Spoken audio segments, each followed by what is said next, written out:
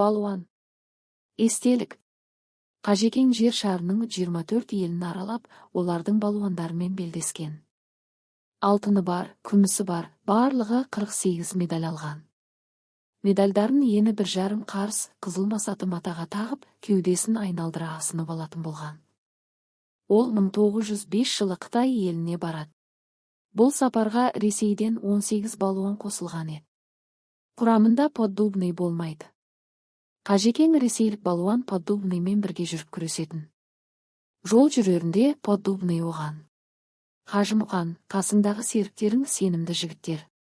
Бәрі де ал күштің иесі. Бірақ олар әлі ысылмаған жас балуандар. Сондықтан үлкен балуан келгенде белдесуге өзің шық дейді. Қажымұқан досының осы сөзін есінен шығармайды.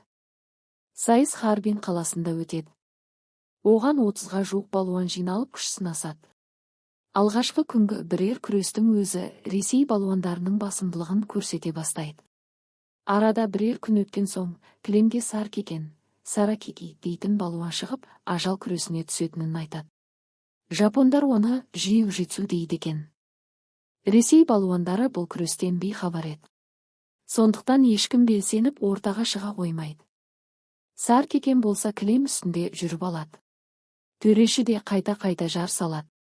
Болмаған соң Қажымұқан тәуекелге бел байлап ортаға шығады.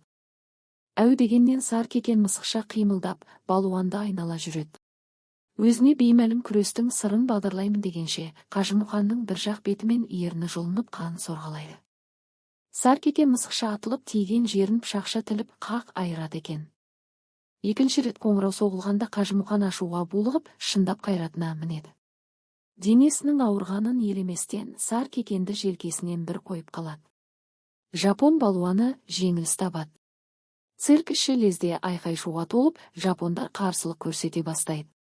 Ресейдің 18 балуаны ешкімді жолатпай, үркердей топтанған күйі цирктен шығып, елшілер үйіне келетте, түнгі пойызбен кері қайтады. Бәрі қуанышты, бірі Қажымұқанның жарақатын таңып жатса, бірі сусын береді, енді бірі бетін. 5-6 күннен соң Петерборға жетіп, Қажымұқан ауруханада емделеді. Оны ең жақсы деген дәрігер қарап, достары да жалғызыратпай жиі келіп тұрады. Әсіресе Поддубный ертелі кеш қасынан шықпайды. Ол әркез, осыншама күш саған қайдан бітті? Деп риза көңілмен таңырқап сұрап қояды. Әуелбек Қоңыратбаев.